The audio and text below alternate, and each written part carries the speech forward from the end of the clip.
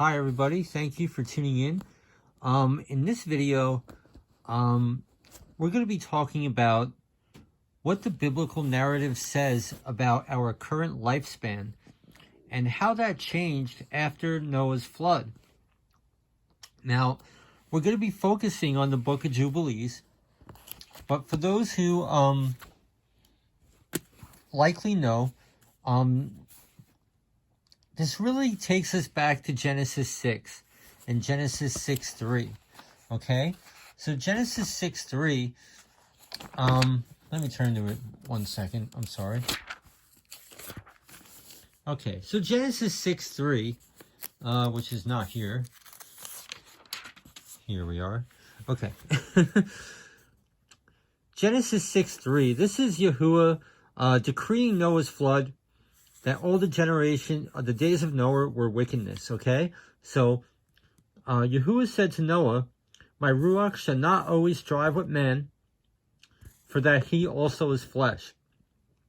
So this is a prophecy of the redemption of our sin nature, okay? Now, the next part of this verse is kind of a mystery, yet his days shall be 120 years. Now, prior to Noah's flood, people were generally living 1,000 years. And, not going into rabbit holes of prophecy, but I believe that's kind of a prophecy of the millennial reign, how Adam, because he sinned, didn't live out his full 1,000 years. I believe that's a prophecy of the fall of the millennial reign, but that's besides the point. So the point here is that here in Genesis 6, verse 3, there's a prophecy of the redemption of our sin nature, which we will probably see in our lifetime. Hallelujah. And there's an interesting prophecy here. Not a prophecy, but Yahuwah is just decreeing, yet his days shall be 120 years. And prior to this, pre-flood, people were generally living 1,000 years, 950 years or so. So this takes us to Jubilees chapter 23, okay? And in Jubilees chapter 23, it actually gets into very specific detail about the lifespan of of humans after the flood. And ironically, I wholeheartedly believe Moses wrote the book of Jubilees. This text is thousands of years old, and I'm sure Moses wrote this on Sinai, as the book of 2nd Esdras alludes to.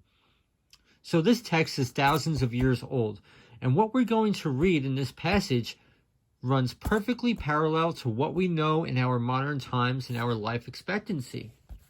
Okay, it talks about how humans eventually live to about 75, 80 years, and if you lived past that, it would be nothing but sorrow.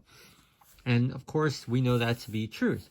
So, this is very interesting. It kind of, the mystery here, what's not in our Bibles, is that a lot of people stumble on why Yahuwah said, "And man shall live 120 years."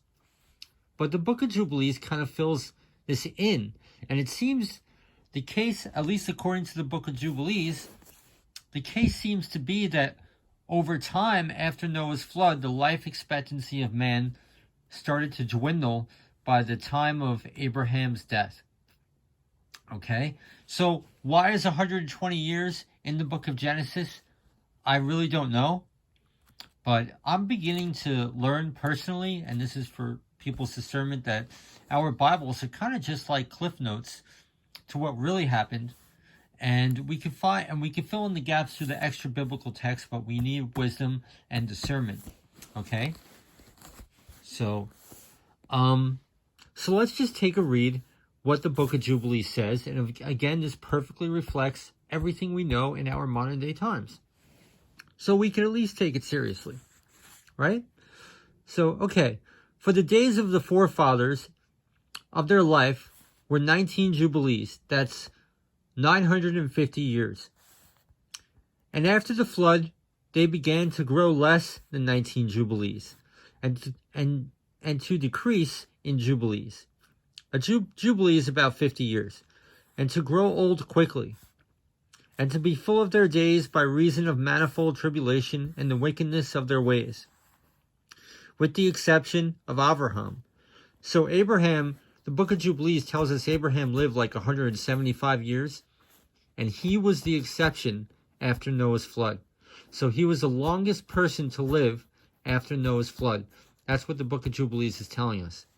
That's interesting.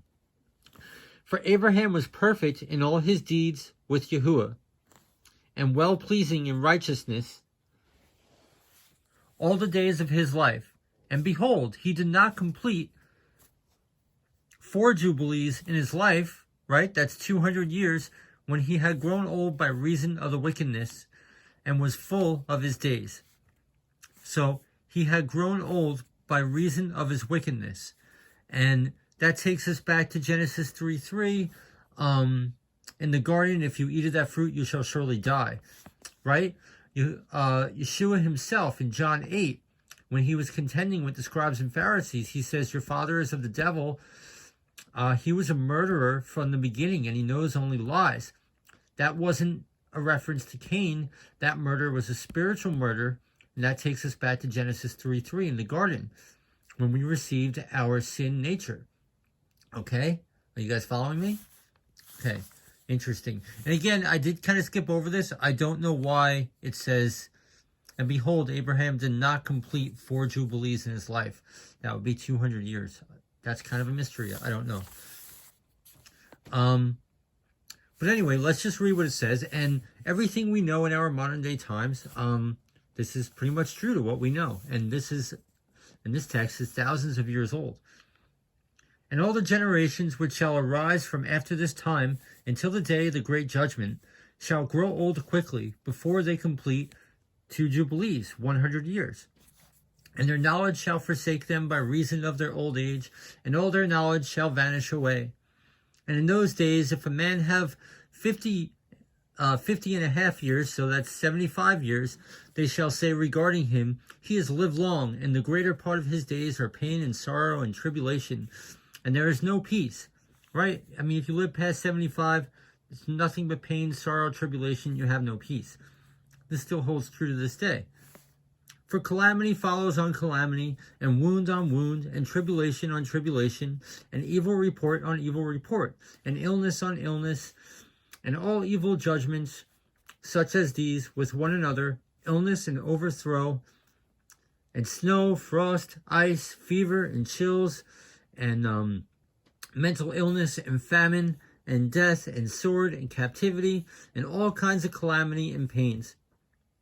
And all these shall come on an evil generation, which transgresses on the earth. That's us, guys. Not just our generation, just our whole age, I believe. Their works are uncleanness, and fornication, and pollution, and abominations.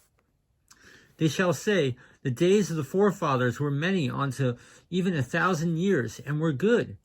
But behold, the days of our life, if a man has lived many, or 70, or 70, and if he is strong, 80 years. And those evil, there is no peace in the days of this evil generation.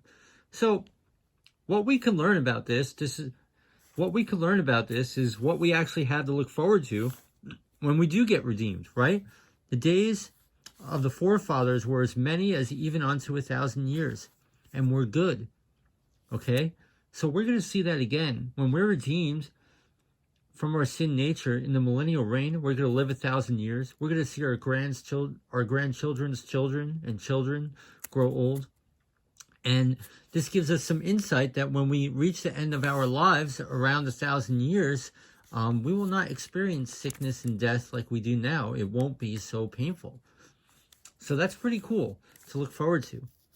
And, you know, we can kind of confirm what this account is saying, okay? I'm going to leave a link below. I want to refer you to my study on Ron Wyatt's discovery of Noah's wife's grave. Now, discovery of Noah's wife's grave, that was post-flood, obviously, but people pre-flood and around the times of Noah were much taller. So we have a parallel here. We don't know exactly how long they lived. We can't exactly confirm, archaeologically confirm what's written here, but we can verify enough to think that it is legitimate. So when you watch that video and look at that study, I highly recommend. It's really cool. Of the archaeological finds of Noah's wife's grave, like the finger bones and toes were found, and they're like twice, 3 times the size of how we are now. So Noah and his wife and his family were like twice, 3 times the size of us now. And this kind of reflects exactly what we're reading about. Slowly in time after the flood, we just slowly deteriorate as a result of our sin nature, which is to be redeemed. So this gives us insight into what we have to look forward to when we are finally redeemed. So, I don't know. It's pretty cool. I just wanted to share that. I hope this is a blessing to you guys. I'll leave all the information in the description box below. God bless you. Thank you for tuning in.